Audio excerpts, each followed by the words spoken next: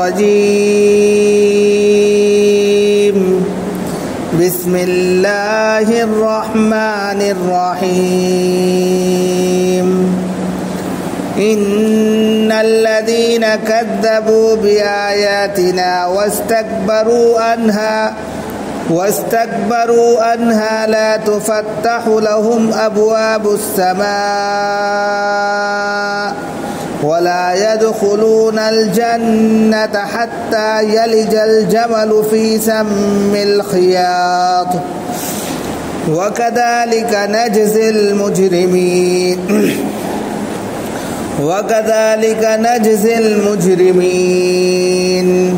لهم من جهنم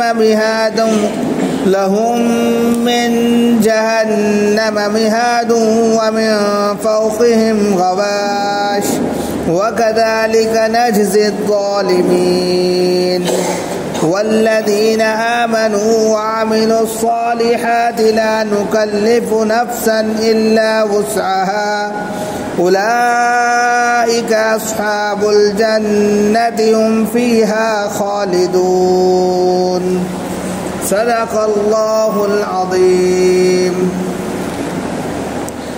محترم بزرگوں اور دوستوں، دینی اور ایمانی بھائیوں، اللہ رب العزت کا شکر ہے، اس کا کرم ہے کہ اس نے ہمیں درس قرآن میں بیٹھنے کی توفیق عطا فرمائی اور ساتھ ہی ساتھ نماز عشاء کی بھی توفیق بخشی۔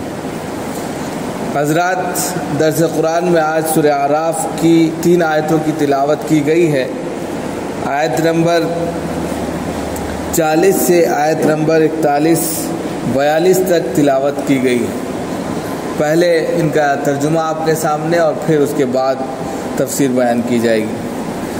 ان الذین کذبوا بآیاتنا، یقیناً وہ لوگ جنہوں نے ہماری آیتوں کو جھٹلایا، نشانیوں کو جھٹلا دیا، واستکبروا عنہا، اور ان سے تکبر کیا، لا تفتح لهم ابواب السماء، تو ان کے لیے آسمان کے دروازے نہیں کھولے جائیں گے، ولا يدخلون الجنت، اور نہ ہی وہ لوگ جنت میں داخل ہوں گے، حتی یلج الجمل فی سم الخیاط، جب تک کہ اونٹ سوئی کے ناکے میں داخل نہ ہو جائے، اندر نہ چلا جائے۔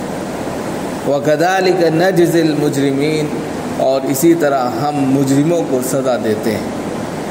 لَهُم مِّن جَهَنَّمَ مِهَادٌ وَمِن فَوْقِهِمْ غَوَاشٍ، اور ان کے لیے جہنم بچھونا ہوگی اور ان کا اوڑھنا بھی وہی جہنم ہوگی، ان کے اوپر اوڑھنا بچھونا سب جہنم ہی ہوگی۔ وَكَذَلِكَ نَجْزِي الظَّالِمِينَ، اور اسی طرح ہم ظالم لوگوں کو سزا دیتے ہیں۔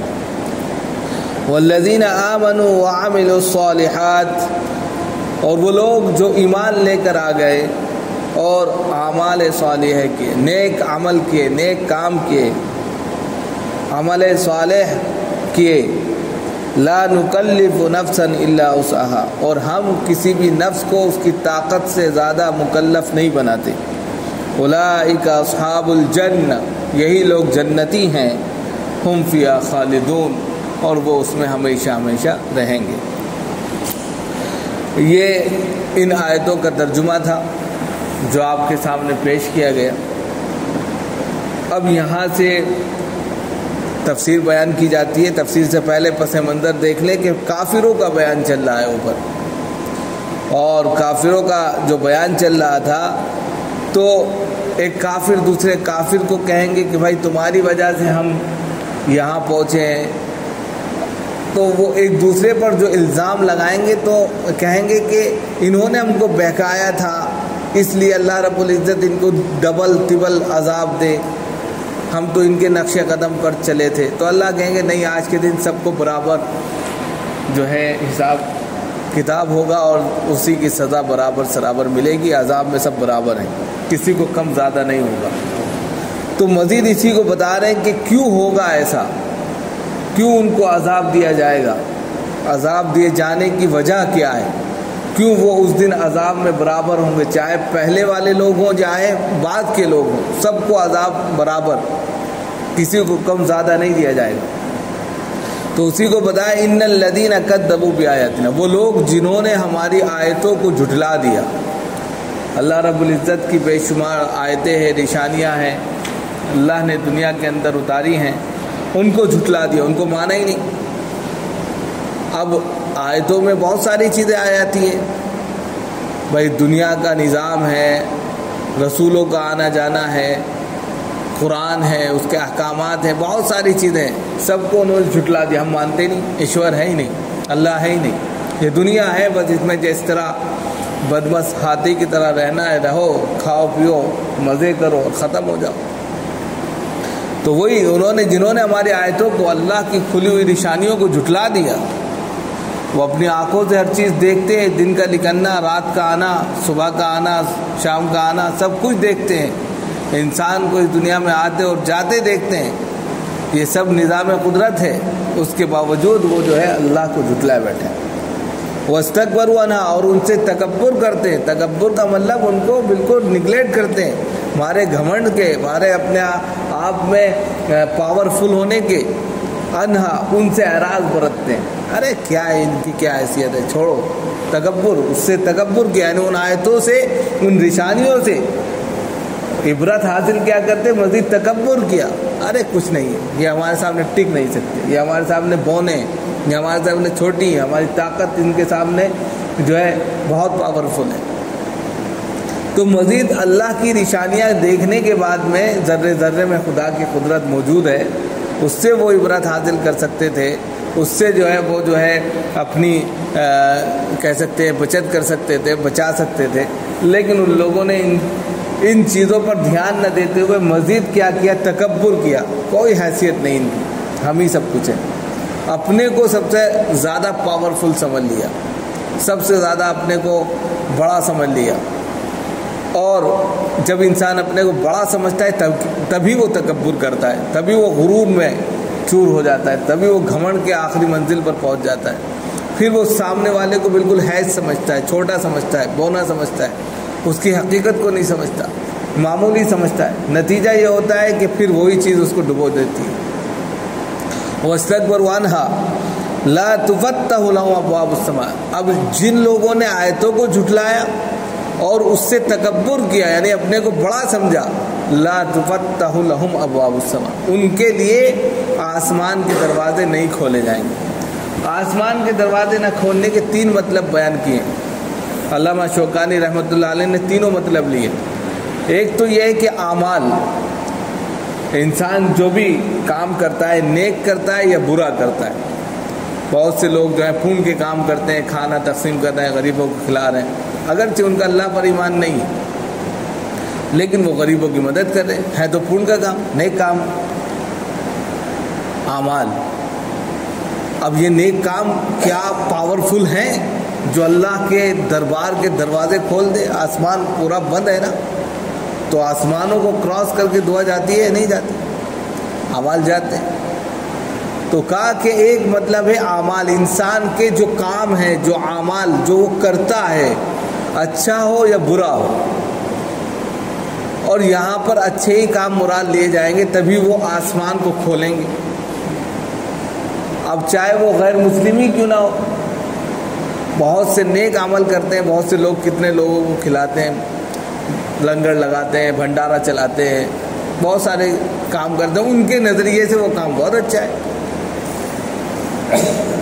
تو وہ اعمال جو انہوں نے کیے ہیں، لیکن غیر اللہ کو اس میں شامل کر لیا ہے، اللہ کو چھوڑ کر غیر اللہ کو شامل کیا، اپنے کو بڑا سمجھ کر انہوں نے وہ کام کیا، ارے ہم ہیں 10 لوگوں کو کھلا دیں گے، 120 لوگوں کو کھلا دیں گے، لنگر ہماری طرف سے ہوگا، اپنے کو گھمنڈ، تکبر کی منزل پر لے جا کر انہوں نے یہ کام کیا، عاجزی اور انکساری کے ساتھ نہیں کیا، چھپ چھپا کر نہیں کیا۔ تو یہ اعمال اکارت ہے، بیکار ہے، خدا کی نظر میں کوئی طاقت اور قوت نہیں رکھتے، مچھر کے پر کے برابر بھی حیثیت نہیں ہے۔ اب بتائیے، ایسے اعمال کی پھسپھسیں ہیں مچھر کے پر کے برابر بھی ان کی حقیقت نہیں ہے. تو وہ عمل جو ریاکاری کے لیے کیے ہوں، وہ عمل جو اب کوئی بھی ہو، اس میں کوئی بھی ایسا عمل جس میں ریاکاری آ جائے، دکھاوا آ جائے، اللہ کی خوشنودی کو شامل نہ رکھا جائے، پھس ہیں، بیکار ہیں. تو وہ اعمال جو ہیں جو انہوں نے کیے ہیں وہ اتنی طاقت ہی نہیں رکھتے کہ آسمان کے دروازے کھول دیں. ایک یہ مطلب. دوسرا مطلب یہ لیا کہ دعا جو ہم دعا کرتے ہیں، اس دعا کے اندر بھی اتنی طاقت نہیں ہوتی کہ وہ آسمان تک جا کر کھٹکھٹا دے، کیونکہ ہمارے دل میں پہلے سے ہزاروں دیوی دیوتا جنم لے لیتے، ذہن اور دماغ میں. ان کے یہاں بھی یہی تھا کہ ہمارا فلاں بت ہے، ہمارا فلاں یہ ہے، ہر چیز الگ الگ انہوں نے بنا رکھی تھی، وہی تمام چیزیں وہ کرتے تھے. تو توسط کے ذریعے وہ دعا پہنچاتے تھے، تو وہ دعا بھی بیکار ہے. تو دوسرا مطلب یہ لیا کہ ان کے ان عمل کی وجہ سے، ان اعمال کی وجہ سے جس کو وہ اللہ کی نشانیوں کو جھٹلاتے تھے، اپنے کو گھمنڈ اور تکبر کی آخری دہلیز پر لے گئے تھے، اس کی وجہ سے ان کی دعا بھی بیکار. دعا کرتے تھے، رائے گاہ چلی جاتی تھی، قبول ہی نہیں ہوتی تھی. یعنی آسمان کے اوپر تک جاتی تھی لیکن دروازے ہی نہیں کھلتے تھے، دستک نہیں دے پاتی تھی، وہیں سے واپس ہو جاتی، رد کر دی جاتی تھی، قبول نہیں ہوتی تھی. یہ کہہ لیجیے. تو گویا کہ ان کے اعمال اور دعا دونوں رد کر دی جاتی تھی ان کے اس عمل کی وجہ سے. تیسرا مطلب اس سے لیا گیا ہے روح ہے. روح، انسان کے اندر روح ہوتی ہے نا، جان جو ہے انسان کا یہ ڈھانچہ ہے، اس کے اندر ایک روح ہے، اسی سے جان ہے، اسی سے انسان زندہ ہے. وہ روح نکل جاتی ہے تو انسان بے جان ہو جاتا ہے، مردہ جسم ہو جاتا ہے، ڈھانچہ بن جاتا ہے. تو وہ روحیں آسمان تک جاتی ہیں اور واپس ان کو پٹخ دیا جاتا ہے، زمین کی طرف پھینک دیا جاتا ہے. یعنی کہ قیامت کے دن وہ روحیں جائیں گے، ان کو زمین پر پھینک دیا جائے گا. یعنی کہ اتنا ان کے اندر جو عمل نہیں ہوگا، یعنی کہ ان کے اندر کہہ سکتے ہیں کہ اتنا پاور نہیں ہوگی کہ وہ آسمان کو کراس کر کے اوپر چلی جائیں. علامہ شوکانی نے تینوں مطلب لیے کہ تینوں ہی مطلب اس سے مراد ہو سکتے ہیں. اور بہت سے مفسرین نے کہا ہے کہ دعا بھی ہو سکتی ہے، دعا ان کی واپس کر دی جاتی ہے، قبول ہی نہیں ہوتی. اعمال جو بھی وہ کرتے ہیں دنیا میں تو وہ یہیں کے یہیں ہو جاتا ہے، اس کا بدلہ واللہ یہیں دے دیا جاتا ہے، آخرت میں کچھ نہیں ہوگا. اور کسی نے یہ کہا ہے کہ روحیں اس سے مراد ہے، روحیں یعنی کہ اوپر لے جا کر نیچے پٹخ دی جاتی ہیں، بار بار ان کو یہ سزائیں دی جاتی ہیں. تو یہ تینوں مطلب ہو سکتے ہیں مراد. یعنی کہ کہنے کا مطلب یہ ہے یہاں پر کہ جو آیتوں کو جھٹلاتا ہے اور تکبر کرتا ہے تو اللہ کی نظر میں وہ اتنا سنگین جرم ہے کہ اس کی نہ تو دعا قبول ہو رہی ہے، نہ اس کا کوئی عمل قبول ہو رہا ہے، اور نہ ہی اس کی جان جو روح ہے وہ قابل قبول ہے خدا کے نزدیک، بیکار ہے، ردی کی ٹوکری میں پھینکنے کا قابل ہے. تینوں چیزیں یہ بتا دی. اور مزید اس کو کس طریقے سے بتایا، وَلَا يَدْخُلُونَ الْجَنَّةَ، کہ وہ جنت میں داخل نہیں ہوں گے، داخل نہیں ہوں گے. اور آگے جو قید لگائی ہے وہ ان کی مثال دیے عربوں کی. عرب اونٹ بہت چراتے تھے، اونٹ ان کے یہاں ہوائی جہاز تھا ایک طرح سے، اسی پر وہ جو ہے خوب زیادہ سامان لاتے تھے، ملک شام جاتے تھے، تجارت کرتے تھے. ریگستان کو اس کو جہاز بولا گیا اسی وجہ سے. تو اونٹ ان کے یہاں متعارف تھا، خوب جانتے تھے کتنا لمبا چوڑا ہوتا تھا. تو اسی کی مثال دے کر کہا وَلَا يَدْخُلُونَ الْجَنَّةَ، کہ وہ لوگ جنہوں نے یہ سب کیا ہے جنت میں داخل نہیں ہوں گے حَتَّى يَلِجَ الْجَمَلُ فِي سَمِّ الْخِيَاطِ، جب تک کہ اونٹ سوئی کے ناکے کے اندر نہ چلا جائے. یہ تعلیق بالمحال ہے. تعلیق بالمحال کا مطلب یہ ہوتا ہے ایسی چیز سے کسی چیز کو معلق کر دینا جو محال ہو، کبھی ہو ہی نہیں سکتی ہو. اب آپ بتائیے اونٹ کتنا لمبا چوڑا ہوتا ہے اور سوئی کا ناکا کتنا باریک ہوتا ہے. لاکھ انسان کوشش کر لے سوئی کے ناکے کے اندر اونٹ نہیں گھس سکتا. جب وہ گھس ہی نہیں سکتا، داخل ہو ہی نہیں سکتا، تو یہ کہہ دیا کہ یہ جنت میں کبھی داخل نہیں ہوگا. کتنی گاڑی مثال دی ہے کہ اونٹ سوئی کے ناکے میں داخل نہیں ہوگا، جس طرح وہ داخل نہیں ہو سکتا اسی طریقے سے یہ جنت میں کبھی داخل نہیں ہوگا۔ یہ تعلیق بالمحال، یعنی کہ ان کو سمجھانے کے لیے کہ اونٹ تمہارے سامنے ہے اور سوئی کا ناکا تم دیکھ رہے ہو، کتنی باریک چیز ہے، وہ اس میں نہیں جائے گا، یاد رکھو اسی طرح تم جہنم کے ایندھن بنے رہو گے، جنت کا منہ نہیں دیکھ پاؤ۔ تو یہاں پر تعلیق بالمحال کے ذریعے مثال دی، انہی کی مثال دی جس پر وہ سواریاں کرتے تھے تاکہ کچھ سمجھ جائیں، سمجھ لیں۔ حتیٰ الجمل فی سم الخیاط، جب تک کہ سوئی کے ناکے میں اونٹ نہ داخل ہو جائے اس وقت تک وہ جنت میں نہیں جائیں گے، گویا کہ جائیں گے ہی نہیں، اس لیے کہ اونٹ جو ہے سوئی کے ناکے میں کبھی جائے گا ہی نہیں۔ وَكَذَلِكَ نَجْزِي الْمُجْرِمِينَ، اور اسی طریقے سے ہم جو ہے مجرموں کو سزا دیتے ہیں، جو جرم کرتے ہیں، جو بڑے مجرم ہوتے ہیں، ان کی سزا یہی ہے کہ وہ جہنم میں جائیں۔ اب اس کو یہاں پر بتاتے ہیں ان کی سزا کیا ہے، مجرموں کی سزا کیا ہے، لَهُم مِّن جَهَنَّمَ مِہَادٌ، ان کی سزا کیا ہے، لَهُم مِّن جَهَنَّمَ، ان کے لیے جہنم بچھونا ہوگی، جہنم ان کا ٹھکانہ اور بچھونا ہوگی، وَمِن فَوْقِهِمْ غَوَاشٍ، اور ان کا اوڑھنا بھی جہنم ہی ہوگی، وَمِن فَوْقِهِمْ، اور اوپر سے کیا ہے، ان کے اوپر کیا ہوگا، غواش، غواش کہتے ہیں اوڑھنے کو، اور ان کا اوڑھنا بچھونا دونوں چیزیں کیا ہوں گی، جہنم ہوں، گویا کہ اب وہ جہنم میں رہیں گے، ان کا ٹھکانہ اوڑھنا بچھونا سب کچھ جہنم کے اندر ہے۔ وَكَذَلِكَ نَجْزِي الْمُجْرِمِينَ، اور اسی طریقے سے ہم ظالموں کو، وَكَذَلِكَ نَجْزِي الظَّالِمِينَ، اور اسی طرح ہم ظالموں کو سزا دیتے ہیں، جو ظلم کرتے ہیں اپنے اوپر، جو ظلم کرتے ہیں پرجا پر، جو ظلم کرتے ہیں رعایا پر، تو ان کی سزا یہ ہے کہ وہ جہنم میں ایندھن بنیں گے اور ہمیشہ اس کے اندر رہیں گے، اوڑھنا بچھونا سب ان کا جو ہے جہنم ہوگا، اب بس اس میں وہ جلتے رہیں گے اور اپنے آپ کو مارتے رہیں گے اور زندہ کرتے رہیں گے۔ یہ ایک بات ہو گئی، یہاں پر بات ختم ہو گئی جہنم کا جو تذکرہ چلا تھا اس کی، یعنی کہ وہ بات ہوئی ہے کہ جس میں کافر لوگ جو اللہ کا انکار کرتے ہیں ان کا پورا تتمہ بتا دیا کہ جو یہ کام کرتا ہے اس کا ٹھکانہ لاسٹ میں کیا ہے، جہنم ہے۔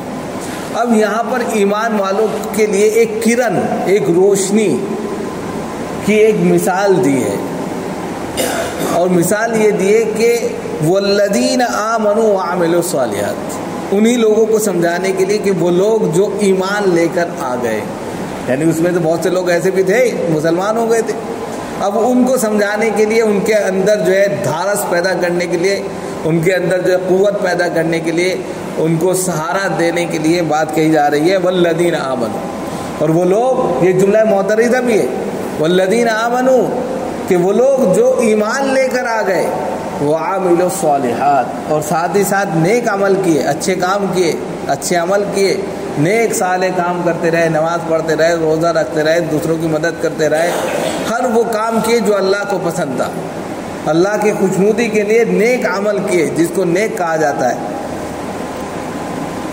اور اللہ نے مزید ان کو بتایا کہ اللہ، وہ لوگ یہ کہتے ہیں نا، ارے یہ کام ہم کر ہی نہیں سکتے، یہ کام کر ہی نہیں سکتے، تو بار بار یہ کہتے تھے ہم کیسے کریں گے، یہ کیسے کریں گے، تو کہا لا یکلف نفسا الا وسعها، اللہ رب العزت نے یہاں پر یہ بات بھی بتا دی کہ لا یکلف اللہ نفسا الا وسعها، ہم نے کسی بھی نفس کو اس کی طاقت سے زیادہ مکلف نہیں بنایا، ہم نے اتنا ہی اس کو مکلف بنایا جتنی وہ طاقت رکھتا ہے۔ اب ایک شخص ہے 10 رکعت پڑھ سکتا ہے تو اس سے 20 کا مطالبہ نہیں ہے، 10 ہی سے مطالبہ ہوگا، تو جتنی طاقت قوت ہے اتنا ہی ہے۔ اب تم اپنے سے کہنے لگو یار یہ کیسے کر پائیں گے ہم، یہ تو بہت مشکل ہوگا، ارے جتنی تمہارے اندر طاقت ہے اتنا ہی مطالبہ ہے تم سے، تو وہی کہا جا رہا ہے ایمان والو گھبراؤ نہیں، جو ایمان لے کر آئے گھبراؤ نہیں، نیک عمل کرتے رہو اور اتنا ہی کرو جتنی طاقت رکھتے ہو۔ یعنی آج تو تم نے کر لیے 100 رکعت نماز پڑھ لی مثال کے طور پہ، اگلے دن لیٹ گئے، یہ غلط ہے، اتنا ہی کرو جتنی طاقت رکھتے ہو۔ مثال کے طور پہ آپ میں آج طاقت ہے، قوت ہے، اور جو ہے آپ نے 100 رکعت نماز پڑھ لی، اگلے دن بیمار پڑ گئے، تو یہ طریقہ غلط ہے، اللہ کو پسند نہیں ہے۔ وہ طریقہ پسند ہے اللہ کو جو روزمرہ آپ کر سکتے ہو. مثال کے طور پہ 4 رکعت آپ پڑھ سکتے ہیں، ہر دن پڑھ سکتے ہیں. اللہ کو یہ سب سے زیادہ پسند ہے. ایک صحابی آپ صلی اللہ علیہ وسلم کی خدمت میں آئے اور انہوں نے کہا اللہ کے رسول صلی اللہ علیہ وسلم میں روزہ رکھنا چاہتا ہوں. تو آپ صلی اللہ علیہ وسلم نے کہا ہے اور میں قرآن پڑھنا چاہتا ہوں، میں الگ الگ طریقے تھے. تو آپ صلی اللہ علیہ وسلم نے ان سے کہا کہ ایک قرآن مہینے میں ایک قرآن ختم کرو. انہوں نے کہا میں اس سے زیادہ کی طاقت رکھتا ہوں. تو کہا 3 قرآن ختم کر لو، کہ میں اس سے بھی زیادہ کی طاقت رکھتا ہوں. تو انہوں نے کہا کہ مزید بڑھا دیے کہ بھائی ہفتے میں ایک قرآن ختم کر لو. اسی طرح انہوں نے اس کے تعلق سے پوچھا کہ میں روزہ رکھنا چاہتا ہوں. تو آپ صلی اللہ علیہ وسلم نے کہا مہینے میں 3 روزے رکھ لو، کہ میں اس سے زیادہ کی طاقت رکھتا ہوں، کہ 10 رکھ لو. تو اسی طرح وہ بڑھاتے چلے گئے. تو آخر میں آپ نے کہا صوم داؤدی رکھو، ایک دن روزہ رکھو، ایک دن چھوڑ دو. ایک دن روزہ رکھو اور ایک دن چھوڑ دو.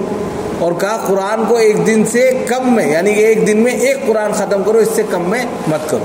یہ لاسٹ ان کو اسٹیج دے دیا گیا. اب وہ کہتے ہیں کہ میں یہی کرتا تھا. اب جب بڑھاپے کو پہنچ گئے تو وہ کہتے کاش کہ میں اللہ کے رسول صلی اللہ علیہ وسلم کی وہ پہلی بات مان لیتا کہ مہینے میں ایک قرآن ختم کرو، مہینے میں 3 روزے رکھو. آج مجھ سے ہو ہی نہیں رہا. تو یہ چیز ہے، اتنا ہی اپنے آپ کو مکلف بنائیے جتنی طاقت رکھتے ہیں. آج طاقت ہے کر لیا، کل کو پریشان ہو. برابر والا عمل اللہ کو پسند ہے. وہ عمل جو روزمرہ آپ کر رہے، چاہے ایک آیت پڑھیں آپ، چاہے 2 رکعت نماز پڑھیں آپ، چاہے 1 روپیہ صدقہ کریں، برابر کر رہے ہیں تو اللہ کو پسند ہے. آپ نے ایک دن کر دیا 1000 سال تک ختم، غلط ہے. تو اسی کو یہاں پر کہا کہ وہ لوگ جو ایمان لے کر آئے، عمل صالح کیے، نیک کام کیے. اور یاد رکھو کہ اللہ ہم کہہ رہے ہیں، اللہ خود کہہ رہے ہیں لا نکلف نفسا الا وسعها. ہم نے کسی بھی نفس کو، کسی بھی انسان کو اس کی طاقت سے زیادہ مکلف نہیں بنایا. جتنی طاقت ہے اتنی ہی ہے. اور جو ایسا عمل کرتا ہے ان کے لیے کیا ہے؟ اولئک اصحاب الجنہ، یہ لوگ جنتی ہیں. جو ایسے عمل کرتے ہیں، برابر سرابر عمل کرتے رہتے ہیں، وظیفہ پڑھنا ہے، تلاوت کرنی ہے، مناجات کرنی ہے، جو بھی نیک عمل ہے وہ برابر کرتے ہیں تو جنتی ہیں. خالد ہم فیہا خالدون، اور وہ ہمیشہ اسی کے اندر رہیں گے. تو اس سے پتہ چلتا ہے کہ جتنی طاقت ہے انسان کے بس میں اتنا وہ عمل کرے، لیکن روزمرہ کرے، چھوڑ کے مت کرے. اللہ تعالیٰ ہم سب کو عمل کی توفیق بنا.